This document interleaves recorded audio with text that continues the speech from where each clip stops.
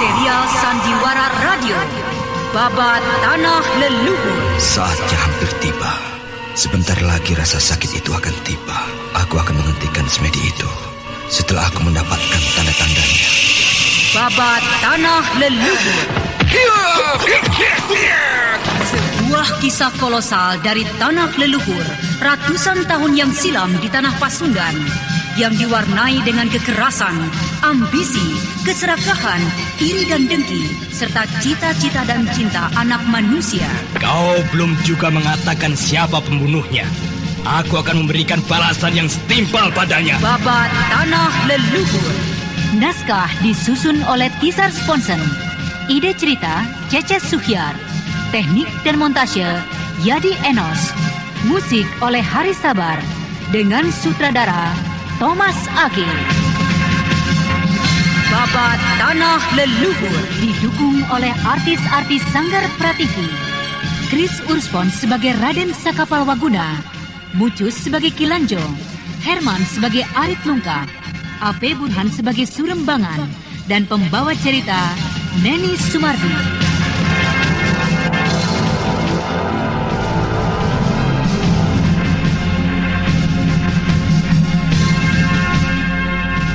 Pada kisah yang lalu diceritakan tentang Anting Wulan yang menanyakan perihal pedang ular emasnya pada Paramita.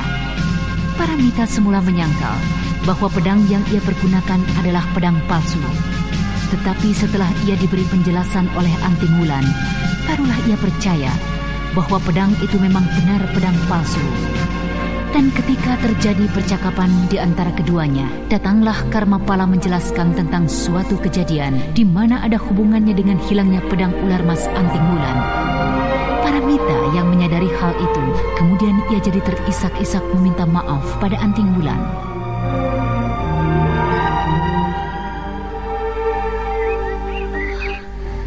Maafkan aku, Kak Wulan. Aku telah lalai menjaga pedangmu.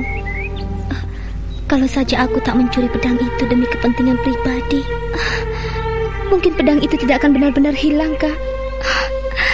Hukumlah aku, Kak Wulan. Aku mengaku bahwa aku benar-benar bersalah. Sudahlah, tak ada gunanya kau menyesali perbuatanmu. Semua itu sudah terjadi, dan aku harus mencari pedang itu, agar pedang itu tak jatuh ke tangan pendekar jahat. Nah, kalau hal itu sampai terjadi, maka dunia persilatan akan ditimpa dengan kerawanan. Kak Wulan, kemana kakak akan mencari pedang itu? Mau tidak mau, aku harus kembali ke Bukit Tengkorak. Bukankah kau mengalami hal itu di Bukit Tengkorak? Oh, iya ya. Apakah yang mencuri pedang itu Resi Amista? Resi Amista? Bagaimana mungkin Resi Amista yang mencuri pedang ular emasku? Apakah dia memang berada di Bukit Tengkorak itu, Pramita? Iya, Kak Wulan. Lalu ada hubungan apa Resi Amista dengan Resi Hati Suci? Apakah Resi Hati Suci adalah Resi Amista sendiri? Aku harus menyembunyikan hal ini. Entahlah, Kak. Aku tidak mengetahui hubungan mereka. Sudahlah. Kalau begitu, aku harus cepat-cepat ke Bukit Tengkorak sekarang juga. Kemudian, Anting Wulan pun segera berangkat bersama kuda ajaibnya si Tunggul.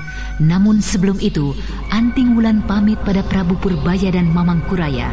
Dengan memacu kuda ajaibnya, Anting Wulan segera menuju Bukit Tengkorak. Siang itu, matahari tak seberapa terik karena awan mendung yang telah menghalanginya. Namun Anting Wulan terus memacu kudanya melintasi semak belukar, hutan dan jalan-jalan setapak. Sementara itu di tempat perguruan pengemis tongkat merah, nampak Ki Parang Pungkur tengah berbincang-bincang dengan Sariti muridnya. Sariti, aku rasa sudah saatnya kita pergi ke Padepokan Gua Larang untuk memenuhi undangan Resi Wanayasa. Aku merasa tidak enak kalau sampai tak memenuhi undangannya.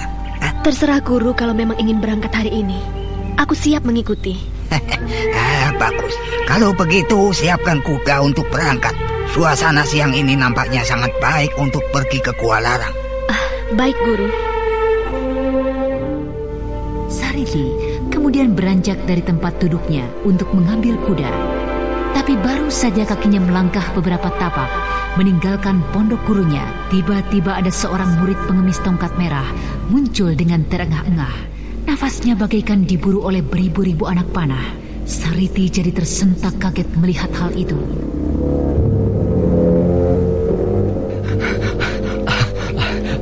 Dan ayo, gawat. Waduh, gawat. Kita sedang difitnah. Gawat, Den Ayu. Sindang, tenanglah. Bicara yang jelas. Apa yang terjadi? Anu Den Ayu. Tadi ketika aku sedang berada di kota raja, jubah hitam sosok manusia yang telah membuat kempar itu telah tertangkap lagi. Tapi yang sangat mengejutkan lagi Den Ayu, ketika jubah itu dibuka, ternyata orang itu jubah hitam yang memakai baju mirip seorang pengemis. Dan yang paling mengherankan lagi, dia mengaku berasal dari anggota pengemis tongkat merah, Den Ayu. Kurang ajar. Kita telah difitnah orang-orang jubah hitam. Kita harus memberitahukan hal ini pada guru. Jangan sampai hal ini jadi berlarut-larut didiamkan. Ayo. Guru! Guru! Ada apa, Sariti? Kalau sudah siap untuk berangkat, kenapa harus berteriak-teriak seperti itu? Tunggulah sebentar. Cepatlah, Guru. Aku ingin menyampaikan suatu hal yang amat penting. Ada apa? Sindang, kelihatannya wajahmu pucat seperti telah terjadi sesuatu. Ada apa? Iya, Guru. Tadi... Dengan perasaan yang masih digeluti was-was, Sindang, salah satu anggota tongkat merah, menceritakan apa yang telah terjadi. Mendengar penuturan Sindang, Parang Pungkur menjadi marah dan naik pitam.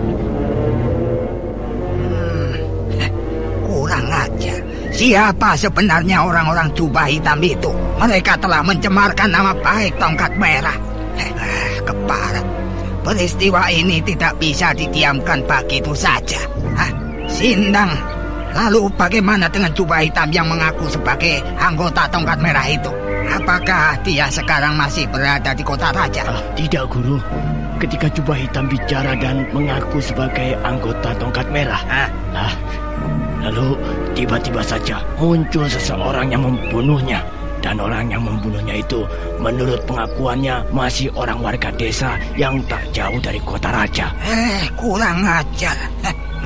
Benar-benar kurang ajar. Mungkin orang itu membunuh jubah hitam hanyalah siasatnya untuk menutupi siapa sebenarnya jubah hitam itu. Sariti. Ya, Guru. Sekarang kau kutugaskan bersama Sindang mencari orang itu. Aku yakin mereka masih mempunyai hubungan teman dengan jubah hitam. Baik, Guru. Tunggu sebentar. Tunggu sebentar, Den Ayu. Kita tak perlu mengejar dia. Tadi setelah terbunuhnya jubah hitam, orang itu telah menghasut warga kota raja untuk datang ke tempat kita. Jadi percuma kita mencari dia. Dia pasti akan datang kemari. Guru, apa tindakan kita nanti jika warga kota raja datang ke sini sambil menuduh kita bahwa perguruan tongkat merah adalah iblis jubah hitam, Guru? Sudah. Kita tenang saja. Kita lihat apakah benar mereka akan datang ke tempat ini. Nanti aku yang akan menjelaskannya. Setan mana sebenarnya yang telah mencemarkan perguruanku? Apakah jubah hitam itu ada hubungannya dengan perguruan hati suci? Aku sebenarnya sangat mencurigai perguruan itu. Segala tindakannya dan sambutannya yang berlebihan itu membuatku tidak percaya bahwa mereka berasal dari golongan baik. Kalau memang pemunculannya untuk membuat kebaikan di dunia persilatan, untuk apa dia harus menggunakan cadar? Guru dengar, sepertinya ada segerombolan orang-orang yang berteriak-teriak menuju kemari, Guru. Apakah mereka orang-orang kota raja, Guru? Kita lihat saja. Siapa mereka? Hancurkan!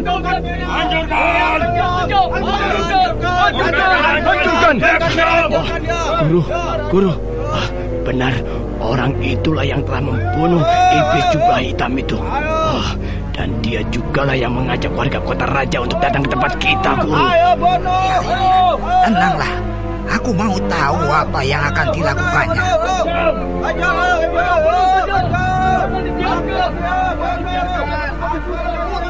Hei, Ki Parang Pungkur, mengakulah bahwa kau adalah iblis jubah hitam itu. Salah seorang anak buahmu telah kami tangkap dan kami bunuh. Nah, Sekarang mengakulah. Setelah itu, perguruan tongkat merah harus ditutup. Tunggu sebentar, Kisanak. Apakah tidak sebaiknya kita bicara secara tenang dan kekeluargaan? Jangan coba-coba bersembunyi di balik ketenanganmu, Ki Palangpungkur. Kekotoranmu sekarang telah terbongkar. Dan sebentar lagi, perguruan tongkat merah akan sirna dari tanah Jawa dan Pasundan ini. Runtuhlah perguruan tongkat merah. Hancurkan. Tunggu. Baiklah. Kalau kalian tidak mau bicara secara tenang, aku bisa berbuat sesuatu lebih keras lagi. Kalian silahkan menuduh perguruan tongkat merah adalah iblis jubah hitam. Tapi apakah tuduhan kalian sudah terbukti? Jelas, kami telah membuktikannya. Setelah kami buka salah seorang iblis jubah hitam itu, jubahnya ternyata adalah seorang anggota pengemis tongkat merah. Nah, apakah itu bukan salah satu bukti yang nyata dan jelas? Baik. Tapi apakah kau telah membuktikannya dengan kata-kata? Tidak. Aku memang tidak membuktikannya. Aku telah membunuhnya. Untuk apa iblis semacam itu harus ditanya? Sudah jelas dia bersalah. Ya, itulah kesalahanmu. Dan membuat aku curiga. Saudara-saudara warga desa Kota Raja, apakah saudara-saudara kenal dengan laki-laki yang menghasut saudara-saudara ini? Jawablah. Kenapa kalian diam? Jadi jelas, kalian tidak kenal dengan laki-laki ini. Sebelum aku bicara lebih jauh lagi tentang tuduhanmu, mengakulah siapa kau sebenarnya. Aku warga Kota Raja. Warga Kota Raja?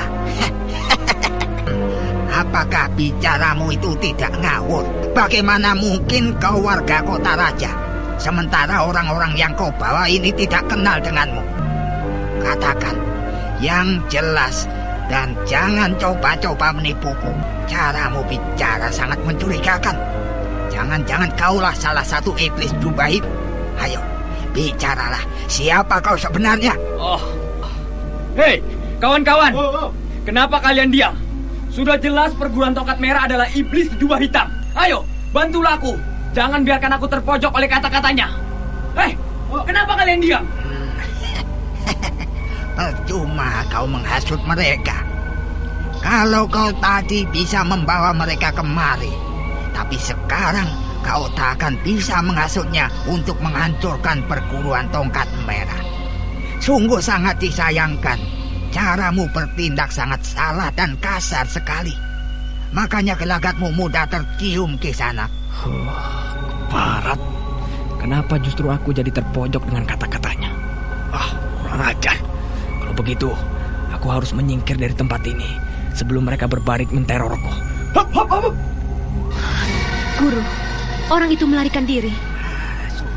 Sudah, biarkan. Kita tidak perlu mengejar dia. Biarlah dia mendapat hukuman dari ketuanya sendiri akibat gagal atas tugasnya itu. Nah, saudara-saudara, sekarang sudah jelas bahwa saudara-saudara semua telah dihasut oleh orang tadi. Ini harus menjadi perhatian saudara-saudara semua untuk hati-hati dalam bertindak. Kita jangan mudah terhasut oleh bujukan yang belum jelas persoalannya. Orang tadi mencoba menghancurkan perguruan tongkat merah dengan cara mempergunakan tangan-tangan warga desa. Untung saja hal itu tidak terjadi dan saudara-saudara semua masih bisa berpikiran secara jernih.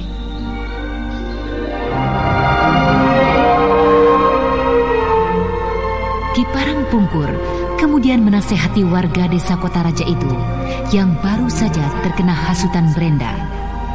Setelah beberapa saat diberikan pengertian dan nasihat, mereka semua pun kembali ke tempatnya masing-masing. Suasana siang semakin tinggi. Kejadian tadi bagi Parangpungkur adalah sebuah pelajaran yang akan dijadikan perhatian baginya. Sindang, dan kau Sariti, kejadian tadi adalah suatu pelajaran bagi kita. Setiap kebaikan yang berdiri di muka bumi ini memang selalu ada saja kendalanya. Maka dari itu, jika kita menghadapi hal yang demikian, kita harus menghadapi dengan ketenangan. Jangan hal yang demikian kita kendalikan dengan amarah dan emosi yang tinggi. Dan aku yakin, kendala-kendala lain pasti akan muncul kembali, walaupun itu akan berlainan datangnya. Iya, Guru. Aku pun merasakannya.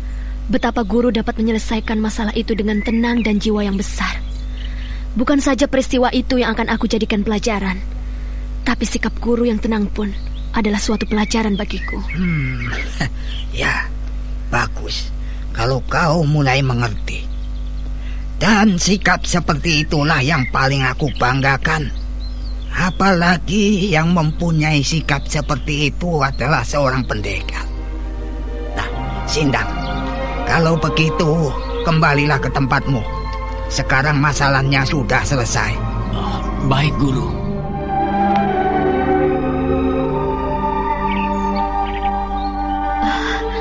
Guru, apakah rencana Guru akan dilanjutkan untuk pergi ke Gua Larang? Iya, kita memang harus pergi ke sana. Untunglah masalah ini sudah tuntas. Kalau belum, mungkin kita tidak akan jadi berangkat hari ini. Apakah kau sudah mempersiapkan kuda untuk berangkat, Sariti? Sudah, Guru. Bagus. Kalau begitu, kita akan berangkat sekarang.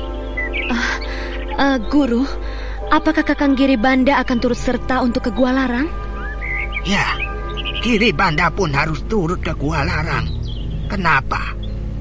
Tidak, Guru. Aku justru ingin mengatakan bahwa Kakang Giribanda diajak saja. Ya, kalau memang demikian, syukurlah. Lalu, di mana Giribanda sekarang? Tadi kulihat dia ke kota raja. Mungkin sebentar lagi pun dia akan tiba. Untuk apa dia pergi ke sana? Padahal kita akan melakukan perjalanan yang jauh. Kalau kita tidak sampai ke Gua Larang untuk memenuhi undangan Resi Wanayasa, aku tidak enak, Sariti. Tapi bagaimana, Guru? Soalnya Kakang Giribanda belum juga muncul. Bagaimana kalau kita tunggu sebentar, Guru? Ya, sudahlah.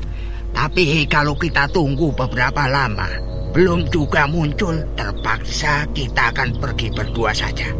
Iya, Guru. Kenapa Kakang Giribanda belum juga muncul? Lagi pula untuk apa dia pergi ke kota raja?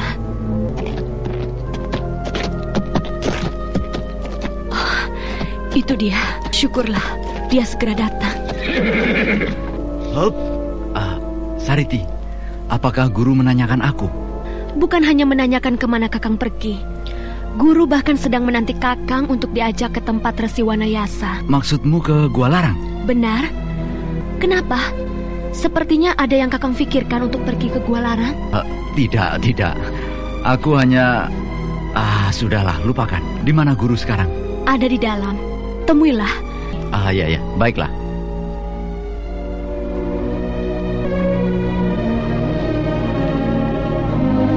Tanpa banyak bicara lagi, Giribanda kemudian langsung melangkah ke pondok gurunya.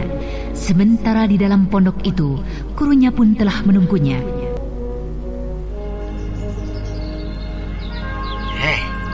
Dari mana kau, Giri? Aku menunggumu sudah sejak tadi untuk mengajakmu pergi ke Gua Larang, memenuhi undangan Resi Wanayasa. Maafkan aku, Guru. Aku tadi pergi ke kota raja. Ke kota raja tanpa alasan? Untuk apa pergi ke sana? Hampir saja tadi nama perguruan tongkat merah jadi cemar oleh seseorang yang berniat menghancurkan perguruan ini. Maafkanlah aku, Guru. Aku mengaku bersalah pergi tanpa izin pada Guru, sehingga aku tidak tahu ada peristiwa di sini. Sudah. Untunglah masalah itu sudah tuntas. Kalau kau sudah siap untuk berangkat ke Gua Larang sekarang juga, kita akan pergi ke sana. Ayo. Iya, aku sudah siap untuk berangkat, Guru.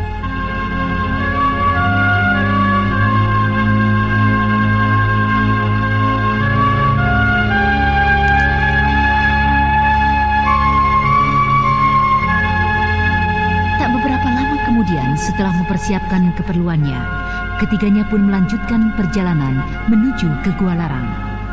Sementara itu di istana Kencana Wungu, Paramita kelihatan gelisah sekali atas kepergian Anting Wulan ke Bukit Tengkorak. Hatinya jadi resah, ia takut akan terjadi apa-apa terhadap Anting Wulan.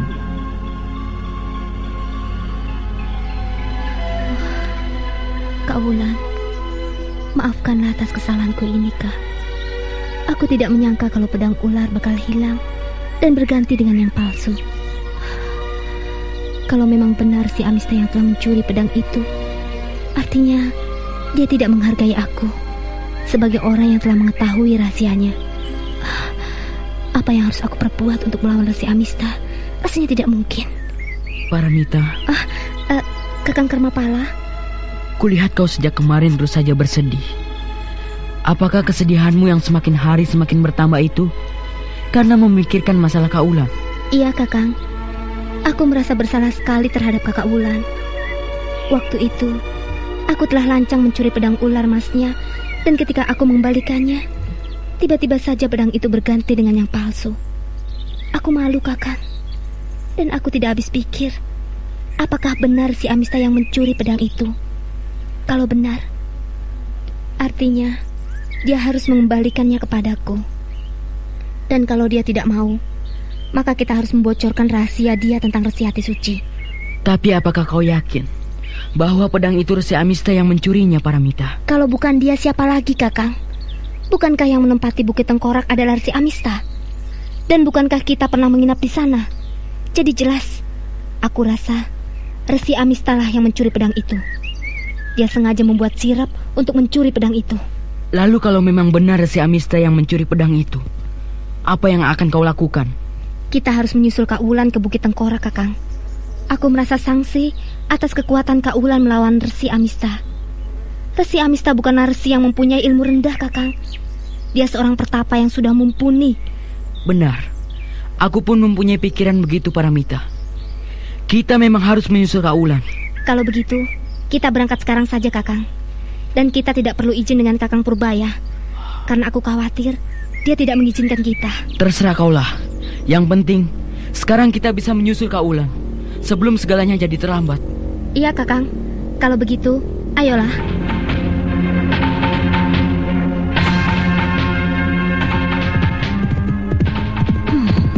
Aku tidak menyangka Resi Amista tokoh jahat itu masih saja menginginkan pedangku. Dan juga yang membuatku tak habis pikir, kenapa dia berada di Bukit Tengkorak? Apakah dia mempunyai hubungan dengan Resi Hati Suci? Kelihatannya tingkah laku kedua tokoh itu sangat mencurigakan sekali. Hiya, hiya, hiya! Mudah-mudahan saja Resi Amista masih berada di Bukit Tengkorak itu. Aku tidak menginginkan pedang itu jatuh ke tangan pendekar seperti Resi Amista. Pedang itu sangat berbahaya. Kalau saja aku tak segera mengambilnya kembali, berarti malapetaka bagi dunia persilatan.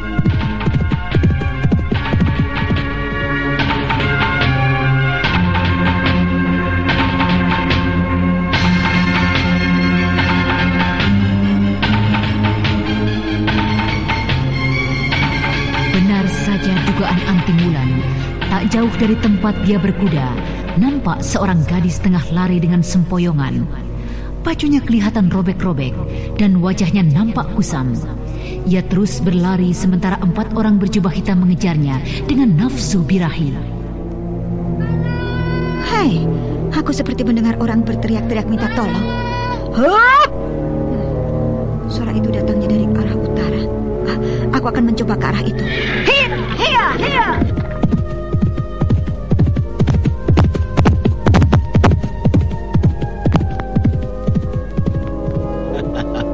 Mau kemana kau, manis?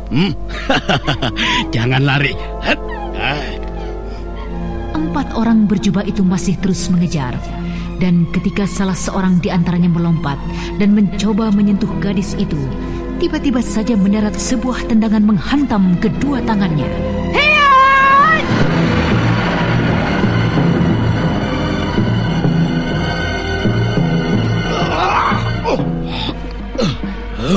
Kurang ajar. Siapa kau, setan betina? Tidak pantas rasanya kau menyebut aku dengan kata-kata setan. Oh. Seharusnya kaulah yang pantas disebut setan dan iri kemanusiaan. Tingkah laku kalian dan kelompok-kelompok kalian hanyalah membuat huru-hara dan malapetaka. Ternyata sepak terjang orang-orang jubah hitam jadi perhatian. Iya, perhatian bagi rakyat yang lemah. Dan hal itu sungguh memalukan. Seharusnya kalau kalian ingin menjadi pusat perhatian, buatlah yang baik dan berguna. Jangan bisanya hanya meresahkan rakyat kecil yang lemah. Berdebah, terlalu banyak bicara kau wanita binal. Aku bukan ingin banyak bicara, tapi aku ingin membela kebenaran dan membela rakyat yang lemah. Seperti halnya wanita itu. Jadi kau bermaksud menyelamatkan dia? Apakah aku tak salah dengar? Sampai sejauh mana si kepandianmu, Nona? Aku tidak mempunyai kepandian apa-apa. Dan juga kekuatan aku tidak punya. Tapi kalau cuma untuk menjatuhkan kalian, aku rasa aku pun masih mampu. Wanita sombong. Kalau begitu terimalah seranganku ini. Mau mengadu kekuatan juga rupanya kalian. Iya. Baik, ini. Hiat, hiat. Dengan melawan 4 orang berjubah hitam, Anting Wulan berkelit ke sana kemari sambil kemudian menghajar ke-4 orang itu dalam seketika. Hiat! Lumayan juga permainanmu, Nona. Baiklah, sebelum kita lanjutkan pertarungan ini, kalau boleh aku tahu, siapa namamu? Bukan main. Baru kali ini aku menghadapi penjahat kemudian menanyakan namaku secara sopan. Apakah pertanyaanmu itu hanyalah akal bulusmu? Atau barangkali sebentar lagi kau akan menyerah, lalu kemudian kau akan menjelaskan siapa pimpinan jubah hitam begitu? Berdebah kepala. Ternyata kau tidak bisa diajak bicara dengan tenang. Kata-katamu terlalu sombong, Nona. Baiklah, kalau kau tak mau menjawab pertanyaanku, rasakan ini. Hiat! Sungguh, darah tinggi sekali kau jubah hitam. Hiat! Hiat! Perkelahian kembali terjadi. 4 orang jubah hitam yang baru saja terkena hajaran Anting Wulan kini bangkit kembali, dan perkelahian kali ini kelihatan bertambah ganas. 4 orang berjubah hitam itu mencabut pedangnya. Kita tinggalkan dulu sementara pertarungan antara Anting Wulan dan 4 orang berjubah hitam. Sekarang kita beralih pada perjalanan Paramita dan Karmapala yang akan menyusul Anting Wulan ke Bukit Tengkorak.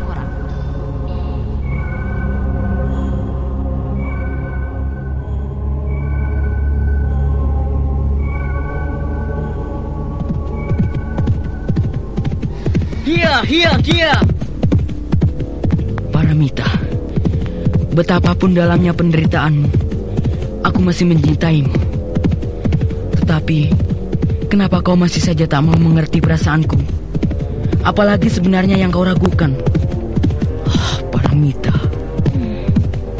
Tidak kusangka Kakang Karmapala begitu memperhatikan aku. Apakah aku pantas membalas cinta Kakang Karmapala sementara aku dalam keadaan nista? Tidak, Kakang. Aku tidak ingin membuat kau kecewa di kemudian hari. Dan aku pun tidak ingin jika suatu saat ada perselisihan, lantas kau mengungkit-ungkit penderitaanku. Tapi aku jadi serba salah kalau aku tak membalas cinta Kakang Karmapala. Dia pasti akan jauh dariku. Sementara aku membutuhkan seorang teman yang mau mengerti dengan keadaanku ini.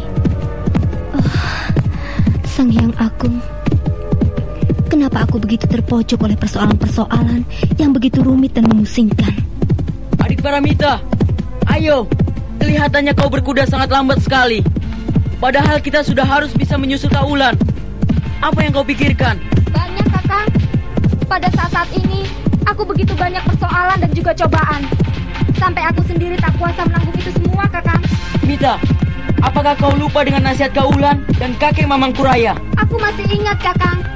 Tapi apakah cuma dengan bersabar dan hati tabah, persoalan itu dapat selesai? Begitu banyak sekali persoalan pahit yang berkecamuk di dalam hatiku, Kakang.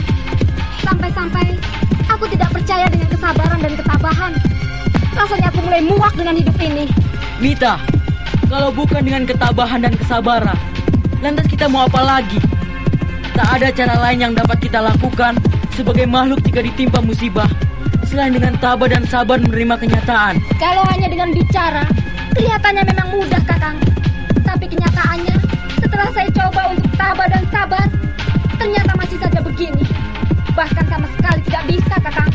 Paramita, yang namanya menjadi orang sabar bukan dilihat dari waktu sampai mana batas kesabaran itu. Tidak. Kesabaran di sini dalam arti kita bisa menerima musibah atau cobaan dengan lapang dada. Dan kita juga harus memahami bahwa musibah ini datangnya dari Yang Maha Agung, bukan semata-mata datang begitu saja. Kalau menurutmu kau telah coba untuk sabar dan tabah, menerima kenyataan kemudian kamu tidak bisa, itu belum, Mita. Selama kau belum merasa tenang dan tentram, maka apa yang kau lakukan itu belum tercapai. Dan bukannya tidak bisa, jadi aku harap janganlah kau salah menafsirkannya. Benarkah apa yang dikatakan Kakang Karmapala? Hiya, hiya, hiya! Hei, Mita, tunggu! Hiya, hiya, hiya!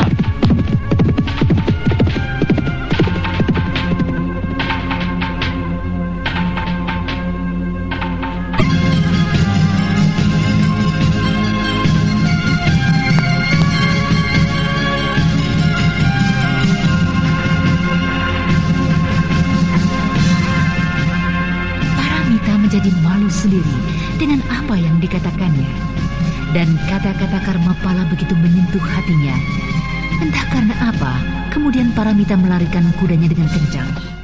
Mita, Paramita, tunggu! Hiya, hiya, hiya! Apa yang telah terjadi terhadap Paramita? Kenapa ia meninggalkan aku? Apakah kata-kataku itu telah menyinggung perasaannya? Hiya, hiya, hiya!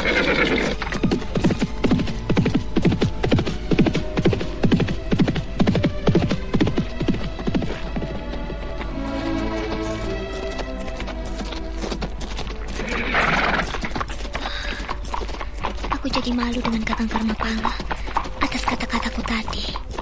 Ya, kesabaran atau ketabahan memang tidak bisa diukur oleh waktu. Aku memang belum bisa bersikap untuk tabah dan sabar. Kakang Karmapala, cara berpikirmu sangat luas sekali. Berbeda denganku yang cengeng dan seperti anak-anak. Kasihan Kakang Karmapala mengejarku dengan begitu cemas. Hiya, hiya, hiya! Paramita, kenapa kau meninggalkan aku? Apakah kata-kataku itu ada yang menyinggung perasaanmu? Tidak, Kakang. Justru sebaliknya, aku yang malu. Berbicara tanpa melihat keadaan. Aku malu atas sikap Kakang. Apalagi kalau aku mengingat tindakanku waktu itu. Ketika aku dekat dengan Resi Amista. Sungguh memalukan, Kakang. Dulu aku begitu mengharapkan sekali cinta Kakang Purbaya. Padahal dia sama sekali tidak menyukai aku. Sungguh naif sekali tingkah lakuku. Aku seperti mengharapkan bulan jatuh di pangkuanku. Seharusnya aku berpikir bahwa tindakan seperti itu tak layak bagi seorang wanita yang mengharapkan cinta seorang lelaki dengan cara merayu dan mendekati. Memalukan. Memalukan sekali. Adik Mita. Kakang, semula aku merasa bangga dan berkeyakinan bahwa yang melakukan aib ini adalah Kakang Mas Purbaya. Tapi ternyata bala telah menimpa aku. Yang melakukan bukanlah Kakang Mas Purbaya. Memalukan. Adik Mita, kenapa kau masih saja memikirkan hal itu? Bukankah kau sudah akan mencoba untuk tabah dan mau menerima nasib burukmu? Lupakanlah. Bagaimana aku bisa melupakannya, Kakang? Sementara benih dari orang yang kubenci mendekam dalam kandunganku. Bila aku ingat nama dan wajah Cekar Pawon, jijik rasanya. Kakang, selama ini setelah aku menderita dan ditimpa musibah, hanya Kakanglah orang yang dekat denganku. Jadi aku harap Kakang jangan sampai meninggalkan aku. Iya. Kakang menunduk. Apakah Kakang keberatan dengan keinginanku? Atau barangkali Kakang sudah mulai tidak menyukai kehadiranku? Bukan itu maksudku, Mita.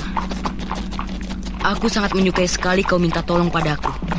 Dan aku pun sudah tidak menganggap siapa-siapa lagi terhadapmu. Tapi apakah layak aku mendampingimu sementara kau tidak mencintai aku? Kalau kau adikku, mungkin itu lain halnya. Kakang, apakah Kakang masih mengharapkan cintaku? Padahal Kakang tahu aku telah ternoda aib yang amat menjijikkan. Dan apa gunanya mencintai seseorang wanita yang sudah tidak mempunyai kegadisan, Kakang? Mita, aku benar-benar masih mengharapkan balasan cintamu. Aku tak peduli dengan keadaanmu. Yang jelas, aku mencintaimu lahir batin. Bagiku, untuk mencintai seseorang wanita, aku tidak butuh kekurangan atau kelebihan dari wanita itu. Yang jelas, aku menyintai begitu juga halnya terhadapmu. Apapun adanya kamu, aku tetap menyintai.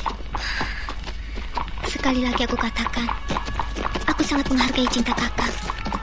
Tapi itu bukan berarti aku akan cepat-cepat membalas cinta Kakang. Dan juga bukan mau menolak cinta Kakang. Entah kalau suatu saat nanti. Kakang, aku masih mempunyai luka yang amat parah di batinku. Aku perlu waktu untuk mengobatinya, Kakang. Kalau ketenangan sudah kudapatkan, bukan mustahil aku akan menerima cinta Kakang. Amat sulit rasanya menanti hal itu. Seperti apa yang kau katakan tadi, bagai menunggu bulan jatuh di pangkuan. Dan kenyataannya, itu tak akan terjadi. Tidak, Kakang. Untuk Kakang, segalanya lain. Aku bisa membalas cinta Kakang. Tapi, aku butuh waktu yang panjang, Kakang. Baiklah, Paramita. Sampai kapanpun kau mau membalas cintaku, aku akan menantinya. Terima kasih, Kakang. Kalau Kakang mau menyelami perasaanku. Dan aku pun mengharapkan agar kamu jangan mengingat-ingat kembali musibah yang telah menimpamu. Semua itu hanya akan membuat tidak menentu dan pikiran guncang. Aku akan berusaha untuk tidak mengingatnya, sekalipun hal itu sulit kulakukan, Kakang. Dan aku tidak ingin Kakang jauh dari sisiku. Karena hanya Kakanglah tempat aku mengadu. Iya, Mita. Asal kita pun bisa saling mengerti. Ayo, kita lanjutkan perjalanan kita. Baik, Kakang. Hiya, hiya, hiya.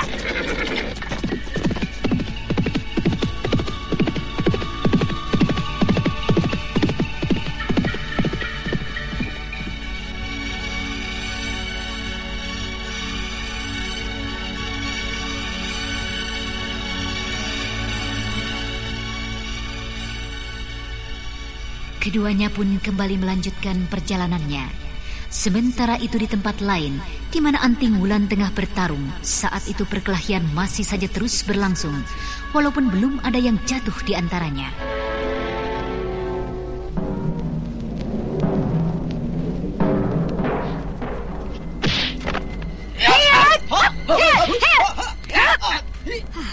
Cukup jenuh juga aku bertarung dengan cecurut-cecurut bodoh ini.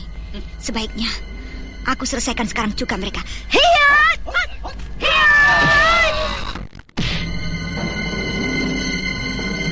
Dengan hanya beberapa jurus saja, 4 orang jubah hitam pun tersungkur tak berdaya. 3 orang di antaranya tewas termakan pedangnya sendiri. Sementara yang seorang lagi kelihatan ketakutan melihat Anting Wulan menghampirinya.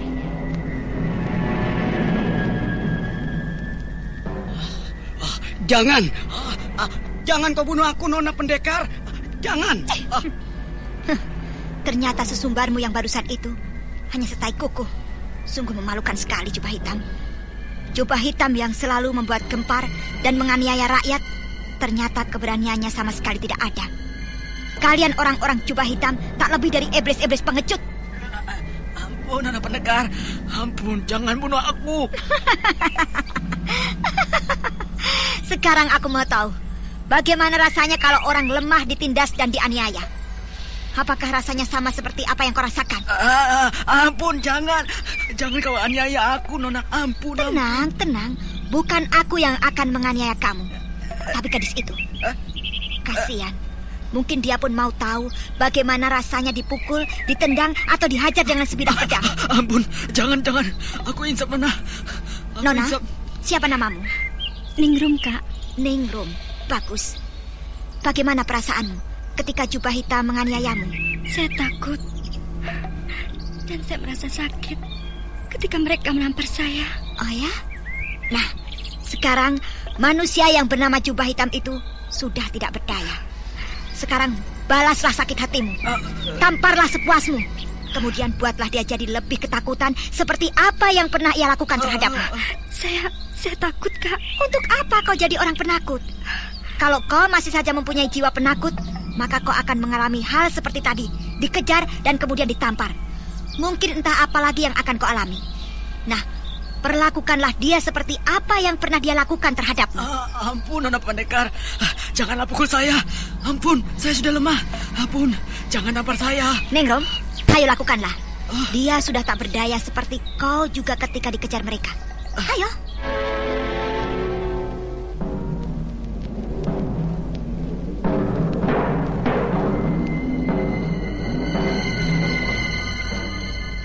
Tanpa bisa membantah keinginan Anting Wulan, wanita yang bernama Ningrum ini terus melangkah mendekati jubah hitam yang sudah tak berdaya dan tersungkur di tanah. Dan ketika Ningrum mulai mendekati jubah hitam, amarahnya pun memuncak. Dengan tanpa mempedulikan siapa-siapa lagi, Ningrum memukul dengan membabi buta. Jubah hitam terkapar tak berdaya, sementara Ningrum menangis terisak-isak dalam keadaan lemah.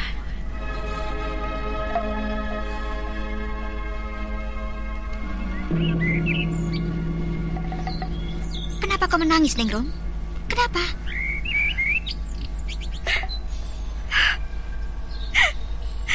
Saya teringat adik saya, Kak, yang telah dibunuh oleh orang-orang jubah hitam.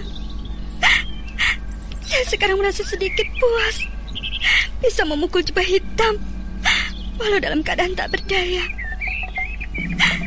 Adik kandung saya telah diperkosa dan dibunuh. Dan saya melihat kejadian itu dengan mata kepala saya sendiri, Kak. Sungguh malang sekali nasib adikmu itu. Sekarang, tenanglah. Tenanglah kau di sana. Aku mau menanyakan kepada jubah hitam, siapa biang keladi dari mereka? Baik, Kak.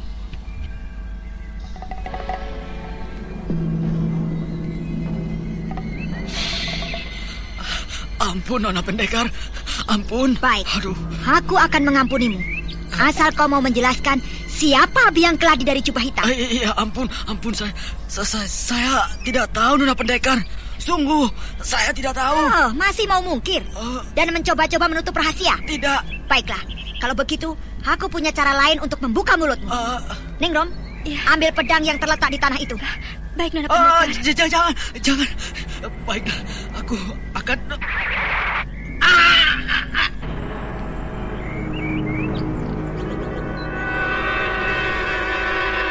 Kurang ajar. Siapa yang telah berani membunuh dia? Kurang ajar. Aku telah kehilangan jejak. Susah sekali rasanya mengungkap rahasia dari jubah hitam. Sebaiknya aku kembali saja ke gadis itu.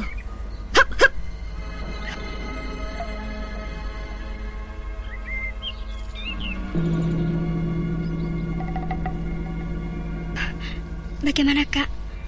Apakah orang yang melempar senjata rahasia itu Kakak temukan? Gagal. Orang itu menghilang begitu cepat. Ya, sudahlah. Nanti akan terungkap. Sekarang, kau akan kemana? Kembali ke rumah, Kak. Rumahmu di mana? Dekat lereng Bukit Tengkorak. Di bawah lereng itu memang banyak rumah para penduduk. Nah, di salah satu rumah itulah orang tua saya tinggal. Kakak sendiri mau kemana tujuannya? Ke Bukit Tengkorak. Ke Bukit Tengkorak? Bukankah di tempat itu 2 hari yang lalu telah ada sebuah pertemuan besar? Apakah kakak waktu itu tidak datang? Sehingga kakak mau pergi ke Bukit Tengkorak? Tidak. Aku ke sana bukan untuk menanyakan pertemuan besar atau mau bertemu dengan Resi Hati Suci. Yang jelas, aku ke sana ada keperluan yang sangat penting. Kalau kakak tidak keberatan, saya akan mengajak kakak... Wulan? Ya. Kak Wulan? Ya, Kak Wulan, mampir sebentar ke pondokku. Lagi pula, saya lihat suasananya mulai agak gelap. Mungkin akan turun hujan. Bagaimana, Kak? Baiklah. Untuk menghormati ajakanmu, aku mau mampir. Ayo, hup. Naiklah ke kudaku. Baik, Kak. Hup. Hiya, hiya, hiya.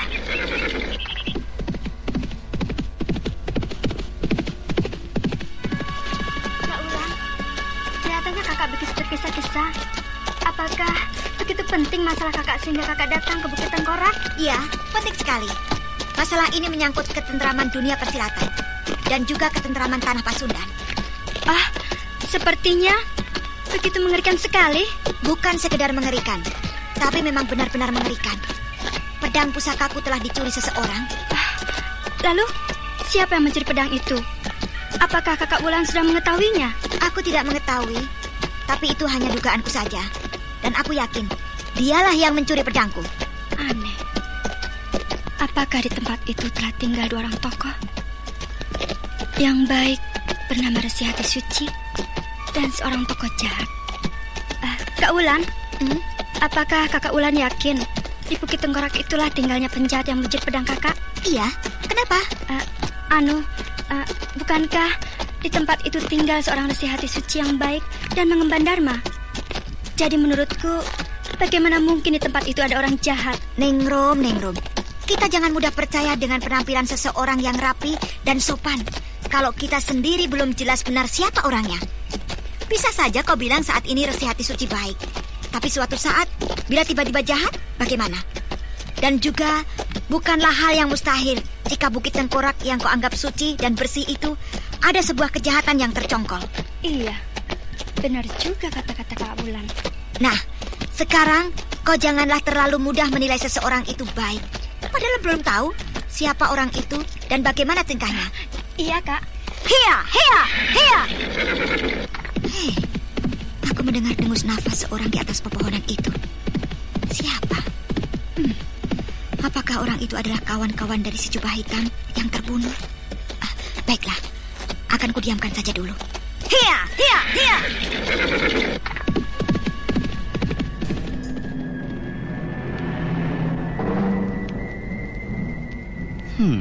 Iya. Kelihatannya wanita yang bernama Anting Wulan itu telah mengetahui bahwa aku membuntutinya. Iya, benar-benar hebat wanita itu. Kalau begitu, terpaksa aku harus menyingkir dulu. Yang jelas, sekarang aku sudah tahu kemana tujuannya. Hop.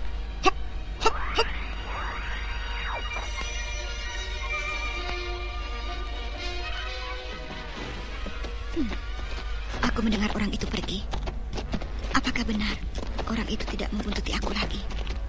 Sebaiknya aku percepat saja langkah kudaku ini. Nah, Tunggul, ayo percepat langkahmu. Hia.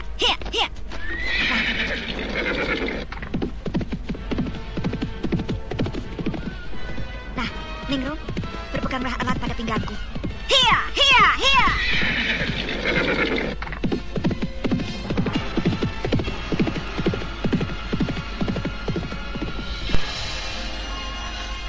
Aku harus cepat-cepat sampai ke Bukit Tengkorak hari ini juga, sebelum Anting Wulan yang sampai duluan. Sungsang Geni kemudian menggunakan ajian lari cepatnya untuk sampai cepat ke Bukit Tengkorak.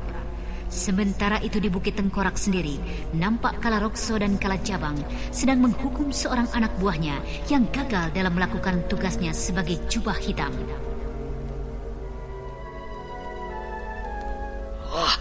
Goblok, bodoh. Masa hanya melakukan tugas kecil begitu saja kau gagal? Apa yang menyebabkan kau tak berhasil melaksanakan tugas itu? Ayo, cepat bicara. Iya, Kakang. Aku gagal melakukan tugas itu karena Parang Pungkur orang yang hebat.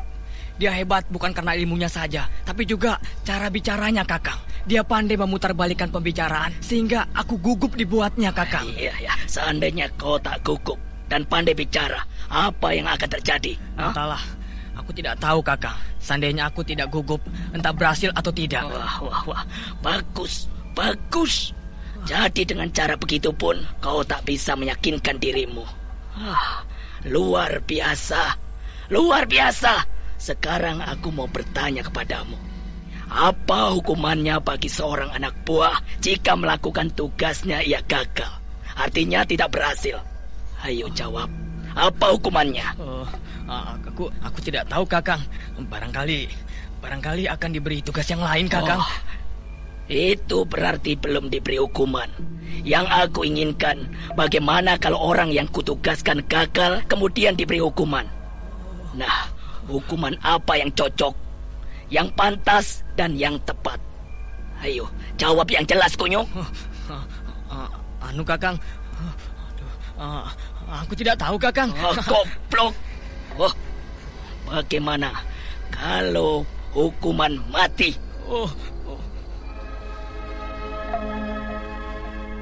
Oh, jangan Kakang, jangan. Jangan tenang, Kakang. Tenang Brenda, tenang. Aku kan belum melakukannya. Hukuman itu akan kuringankan sedikit. Tapi bukan berarti hukuman lain. Aku menginginkan tetap hukuman mati. Aku memberi keringanan, yaitu kau harus melawanku. Kalau kau tak sanggup, berarti kau akan mati. Tapi kalau kau sanggup, maka kau akan kubebaskan. Nah, bagaimana? Ringan kan? Jangan Kakang, itu sama saja membunuhku Kakang. Mana mungkin aku sanggup melawan Kakang. Ilmu Kakang lebih hebat dan lebih tinggi. Aku pasti jelas kalah Kakang. Aduh. Terima kasih Brenda. Kau telah memujiku dengan setinggi langit. Tapi aku tetap akan memaksamu untuk melawanku. Nah, ambillah sebilah pedang itu. Ayo cepat. Jangan hanya duduk di situ saja. Ayo bangun. Oh, tolonglah Kakang. Jangan. Lebih baik berikanlah tugas yang baru bagiku Kakang.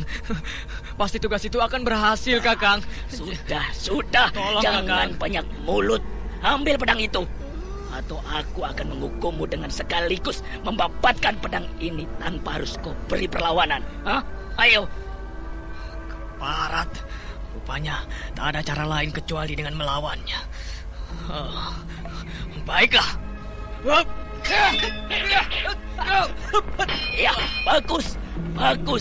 Aku suka caramu itu. Mudah-mudahan kau berhasil merobohkan aku, Brenda. Sudahlah. Jangan banyak mulut, Kakang. Percuma aku memohon dan mengeluh. Tapi tetap saja hukuman ini yang kau inginkan. Baiklah. Lebih baik aku mati daripada mendapat perintah jahat lagi dari kalian. Dasar manusia-manusia iblis yang tidak mempunyai rasa iba. Tunggu, Brenda. Rupanya kau berani juga sesumbar seperti itu. Kau punya kehebatan, Brenda. Aku tidak mempunyai kehebatan apa-apa yang patut kubanggakan. Aku hanya mempunyai nyali seorang penakut. Tapi kalau maut sudah di ambang pintu, maka aku tak akan beranjak, Kakang. Dan aku akan menerima kenyataan kalau akhirnya aku harus mati di tangan penjahat tengik macam kalian, Kakang.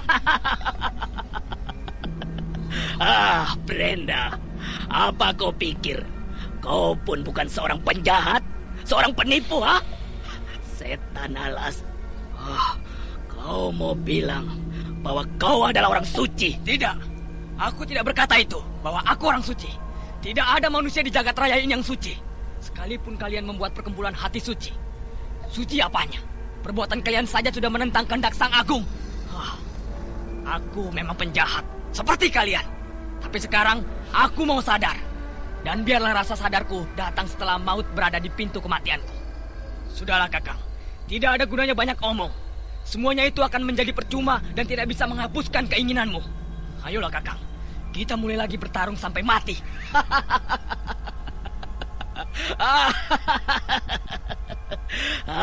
Brenda, suatu ketulusan yang luar biasa. Sepanjang aku memiliki anak buah, ternyata hanya kaulah yang paling menonjol, setan alas. Nah, terimalah ini. Tidak sia-sia aku menyuruhmu sebagai penghasut. Tapi tugasmu itu hanya menjadi sia-sia, Brenda.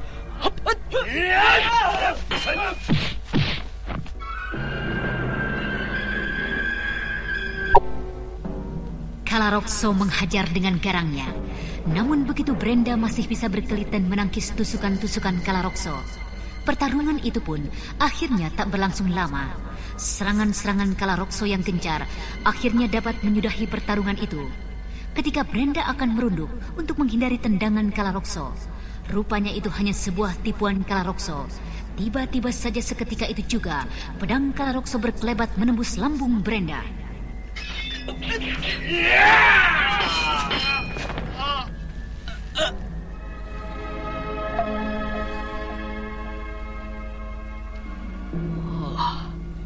Sungguh malang sekali nasibmu, Brenda. Kakang, berarti teror kita untuk menghancurkan pengemis tongkat merah telah gagal. Apa rencana kita selanjutnya, Kakang? Dan bagaimana kalau Resi Amista mengetahuinya? Iya, mungkin Resi pun akan marah melihat kegagalan ini. Aku sendiri tidak tahu apa rencana kita selanjutnya, Di. Tapi huru-hara iblis jubah hitam harus tetap berlangsung. Benar, Kakang. Bagaimana kalau aku menemui beberapa temanku dekat hutan yang tak jauh dari kota raja? Mereka pun para penjahat, Kakang. Jelasnya para perampok yang juga selalu bikin ulah, walaupun tidak seganas jubah hitam. Iya. Lalu apa gunanya kau datang menemui temanmu itu, Di? Bukankah Kakang ingin menjatuhkan nama baik pengemis tongkat merah? Kalau Kakang mau, aku bisa meminta bantuannya. Kalau tugas yang dijalankan Brenda gagal, maka teman-temankulah yang akan menyamar sebagai pengemis. Kemudian mereka membuat ulah agar para pengemis tongkat merah jadi dibenci dan dihina. Dengan begitu, nama pengemis tongkat merah akan rusak, bahkan kandas, Kakang. Bagaimana? Iya. Bagus, Di.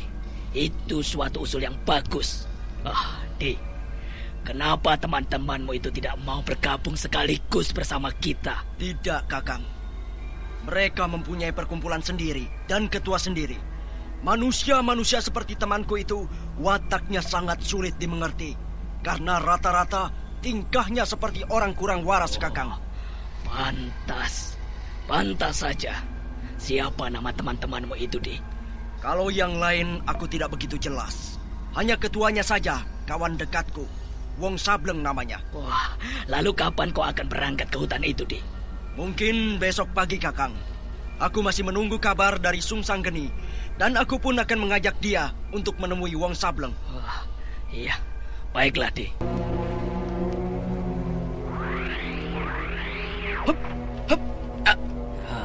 Iya. Akhirnya sampai juga di Bukit Tengkorak. Untunglah, aku lebih dulu sampai. Tentu Anting Wulan akan berbuat sesuatu di sini. Aku akan langsung ke pondok Kakang Kalarekso.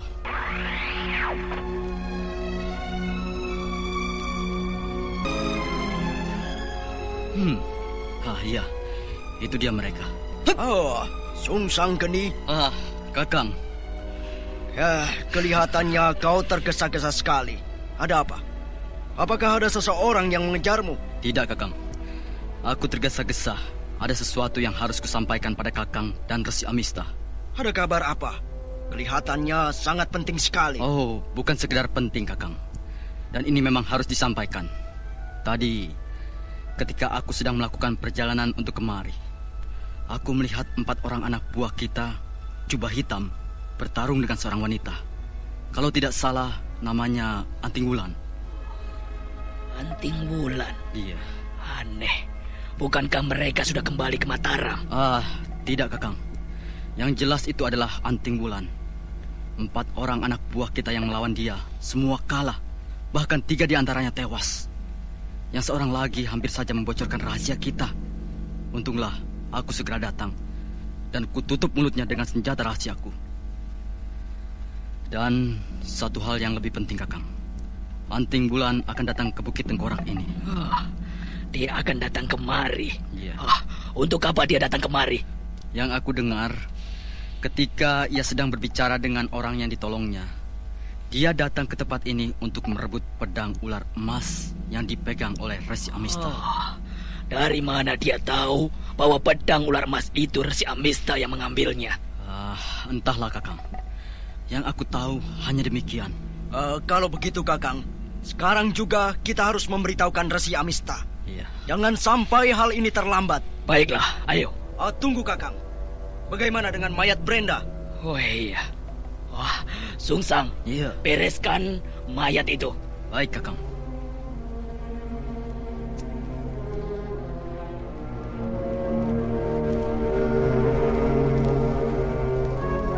Senja pun kemudian berlalu, dan malam perlahan-lahan mengintip merangkak memasuki waktu. Suasana mulai terlihat gelap dan rembulan muncul malu-malu. Malam itu, Kalajabang dan Kalarokso belum berani masuk ke pondok Resi Amista karena saat itu Resi Amista sedang melakukan semedi. Hati Kalajabang jadi resah, begitu juga Kalarokso. Akhirnya, Kalajabang pun memberanikan diri untuk mengetuk pintunya.